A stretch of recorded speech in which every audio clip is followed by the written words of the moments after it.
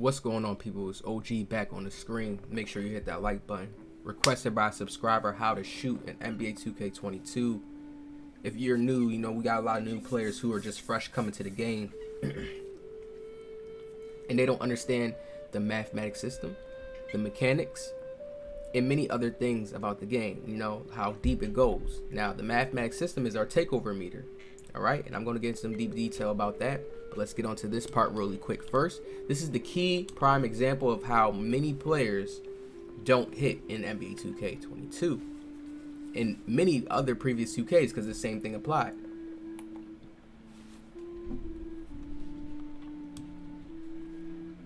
Now, we look at the hot spots.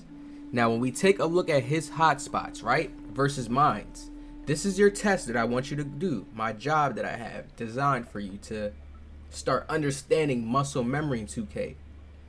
The timing mechanism. Now, you already have your meter off. So now that your meter is off, you have to understand of getting that window, that muscle memory feeling, because you don't see nothing. You're not timing any type of meter that's going up and down. You're now just basing it off of your hands and your structure. And I always tell people when they say, what's the cup, OG? This is the cup. When you see your shooting hand, right? This is the cup I talk about when I like to get cup jump shots, where when I'm shooting, it's like this. And then when I'm getting to this point, right, we see that elbow bending, and then my right hand releases. Once you get to this point in the air and you see your hands is coming up and your arms is kind of extended like this, I'm going to show you the in-game example animation.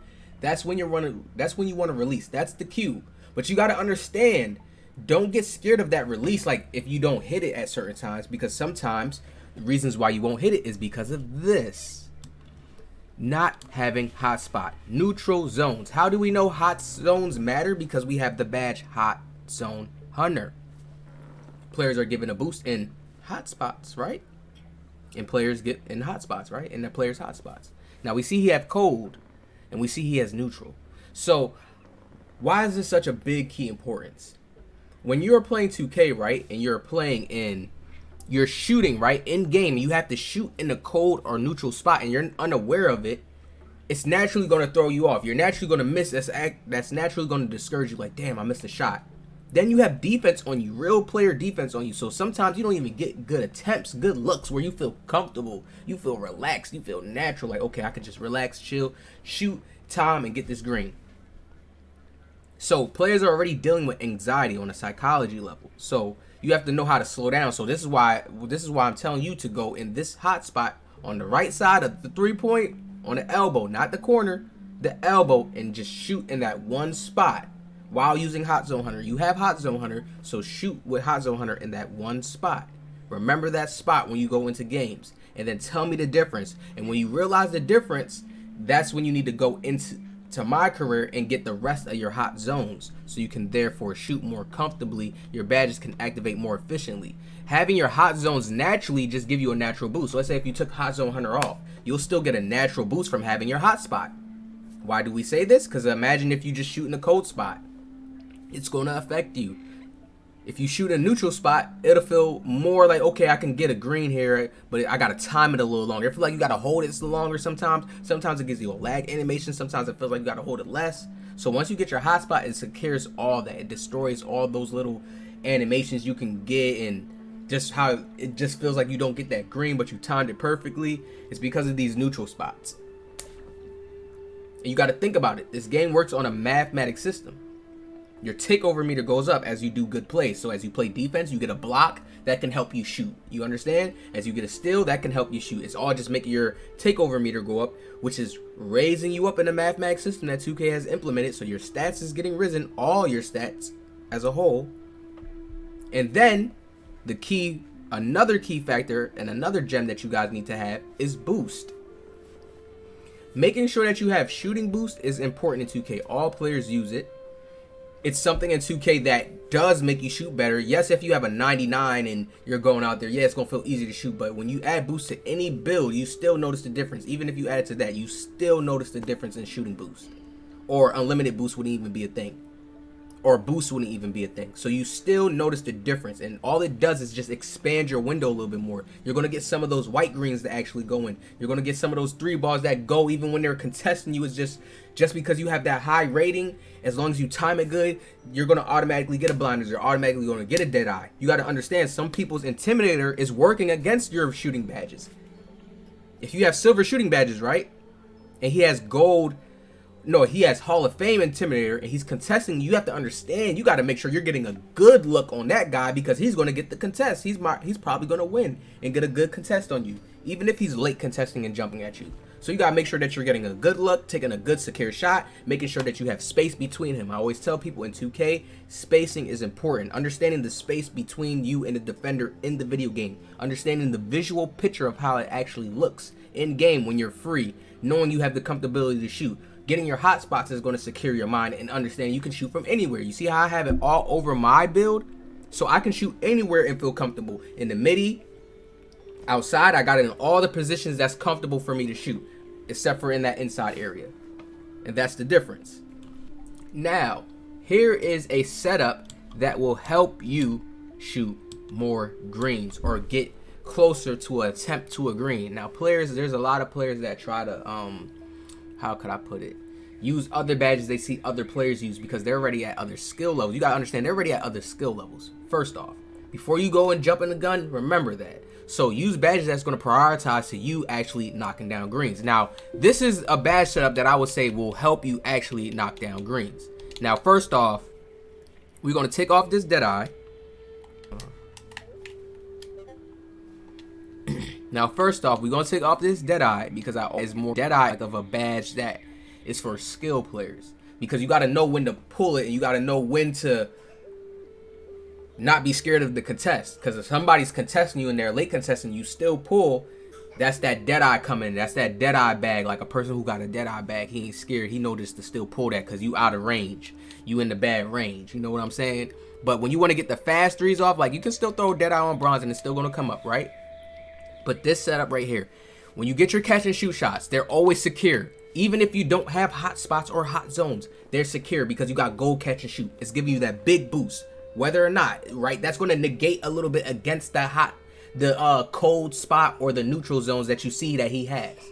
Around the 3-point line, that's going to help him on the neutral spots, right? So when he's shooting at the top of the key, the catch and shoot is going to help you. When he's shooting on that left side where he doesn't have the hot spot, where it's a neutral spot, the catch and shoot is going to help him, right? Then we want to run limitless spot up on gold or silver, whatever one you have it on. Gold or silver is going to help you make more 3 balls around the line, all right? Mike Wayne already confirmed this. I showed the video. You guys can go check it out. He already confirmed it's not just on catch and shoot half court shots. People think that's the only time it pops up. No, I mean, that's the only time it works. That's the time it pops up, but it works everywhere else when you're shooting all around the line. Then we have volume shooter on Hall of Fame. This is instantly going to help you and open up your green window. Instantly expand your green window for you. Very, very key. This is going to help you because even if you miss, it's going to help you next time to at least get an automatic white and you're going to get closer to that 3 ball. I always tell people slightly early, you're releasing it too early. You're trying to let it go. You're trying to let X go too fast. X or square. Slightly late, you're holding on to it too long. So when it's getting to that bended arm position right here, you're not knowing how to let it go right in the middle, that balance right in the middle, and let it just green. No, you're letting it go too long. Slightly late, holding on to it too long. Slightly, they're telling you that word beforehand. Slightly. So learn how to be a little bit easier. You know, some people too rough. Y'all too rough pressing X like that, just trying to squeeze it. Nah, be a little easy. Lucky number 7. All right, lucky number 7 on bronze is going to help you within that 7 seconds range if you are shooting a fast shot, right? Lucky number 7 is there. That's a good, nice bronze badge. I would say run, stop, and pop on silver. The other badges, I feel like it's going to help more beginner players who's trying to start to kick into greens or learn how to use the meter off. It's going to start helping you kick into knowing once you get those greens, and it just luckily happens because you have a lot of high shooting badges on. It can luckily happen at times, or it can you just get that window. You get one of the easy windows where 2K gives you those greens. These are the badges that you want to prioritize to. All right, hot zone hunter. If you don't have hot zone hunter there, how's it gonna help you if you don't have hot spots there? Right. Sniper is an automatic badge that's going to come into play. and clutch shooter is going to come in near the end of the games and going to help you lock and get more greens, right? So these badges help you shoot. It's prioritizing to your shooting ability, all right? Everything else is like badges that you have to know how to use. Oh my God. So these badges prioritize to your shooting. Everything else is badges that you're going to have to learn how to use. I call Deadeye and Blinders like defense shooting badges because you still got to use them, but they're in defense to certain things. Meaning when somebody's on your side, Blinders defends you. If you don't have Blinders, then you're not defended when you're trying to shoot a blinder shot. Somebody's going to get the contest. So that's why I call those defense badges, all right? Deadeye and Blinders, if you understand what I'm saying, people. And these are badges that catch and shoot is going to automatically help you off of a catch and shoot shot. Volume shooter, automatically going to help you. Lucky number 7, automatically going to help you. Green machine is the last, like, cherry on top because you have to get a green for it to activate, right? But we're going to have it on go, so when you do get that first green, you get psyched up like, oh yeah, I finally hit it. Remember, go in that hot zone and shoot. If for any other players too, check your hot spots, check your hot zones, and see where they're at. Go in it, test it, just shoot only in that spot. See if it makes a difference. Limitless spot up is automatically going to help you. Stop and pop, automatically going to help you. Automatically. All right, y'all see how it's playing out. Now let's get into this last clip. Jump shot creator here. This is the same build with the hot spots, the Luka build. You see I'm running jump shot base 3. Now the base deals with speed. How fast do you want to come up off the ground? All right, that's the root. How fast do you want to come up off the ground? Now, everybody uses base 3 because it's the most smoothest, depending on the time and space you have between a defender closing out on you, so you don't reach that green window. Remember, the green window is like coding and numbers and a mathematics system, stuff that's going on that we can't see. It's the game specs and coding. So it's probably a number of, it's probably like a radius. You ever see when you look at like how the hot zones look? It's a radius. Think about the middle free throw line hot zones and then 3-point line hot zones. A player could be standing in your what is it called? The middle hot zones, right? Where your mid ranges is at, while you're standing in the 3-point hot zone. Think about that type of space, that gap. You have to be aware of it in game to know, okay, I got the space to shoot. And then it gets tighter and tighter when you want to start shooting certain peaks. It gets tighter and tighter. But once you have that space between, you got to know to pull that. Players got to know when to pull that. Some players think players got enough time to run and jump and contest. And it's like, no, you were already open. You just had to know to shoot while you had that space in that time.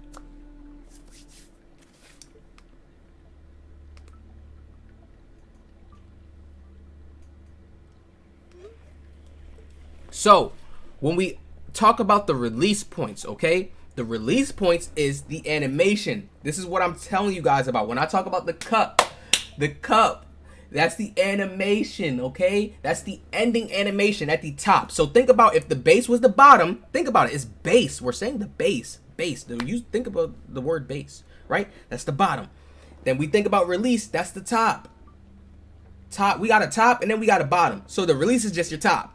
The base is your bottom. That's so simple. So when you see a blending, animation blending, when you're looking at blending, when you see these numbers, 70 to 30%, understand the percent is just a mixture together of it. That's what it is. So if anybody try to make it seem like it's something else, like, oh, these numbers and that. No, it's just a percent of the mixture of how the animation is going to come together and release at the top.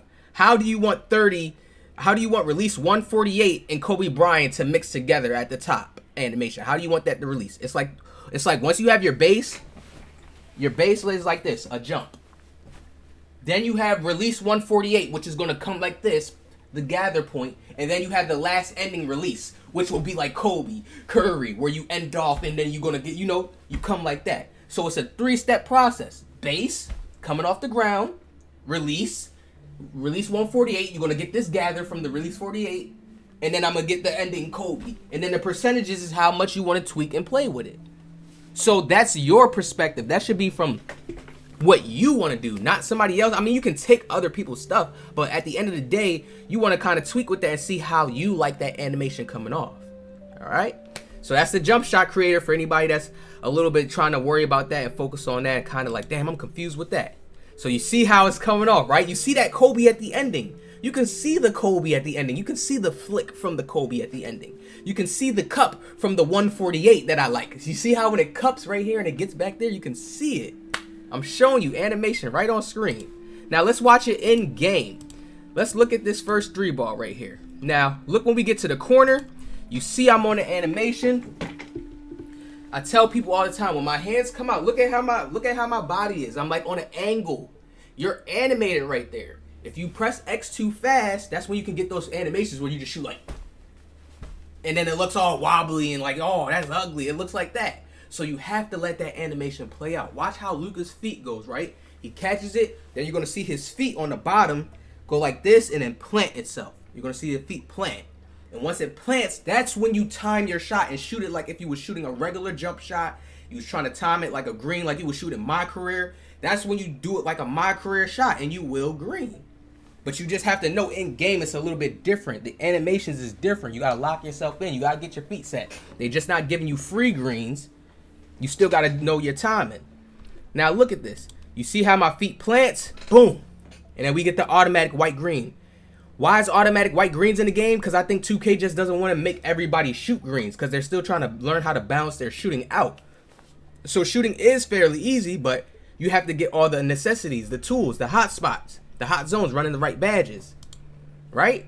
The hot zones is the keyest thing for new players. That's number one. You're not going to be able to feel comfortable and get smooth shooting without getting those hot zones all over the board in my career first, then going out to the park and playing. You're always going to get those little white animations, and that normally is just going to throw you off in game to shoot any other shots anywhere else, even in your hot zones at times. And you can still miss in your hot zones. Look at this. We're in the corner. We get the hot zone. We get that green right there. But watch this. Watch the animation that we get. Like, yo, it looked like somebody used telekinesis to push me back. Is that realistic, y'all? Is that a real life thing?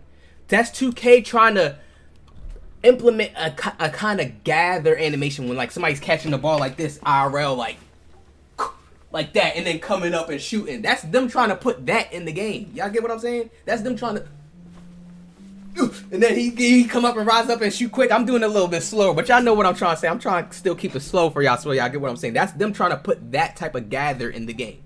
You see what I'm saying? So when we see this gather play out, you have to let it finish. You have to let this animation finish. What I mean by finish is not trying to shoot too fast. Let your feet set. You see when my feet gets to that plant? You see it. You're going to see when the feet plant. That's when you want to let it release. All right? This is key of knowing animations when you get animated like that. Look at it. Who pushed me back like that? What? That's the, he threw a medicine ball at me?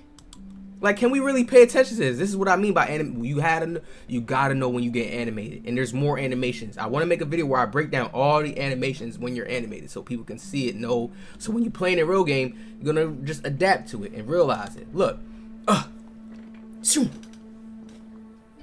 animations, and 2K do that, I guess, to get you in the corner. It's like they know that it'll be a waste of time to put an actual animation where a player has to make himself jump in that corner. You get what I'm saying? So this is why they throw that.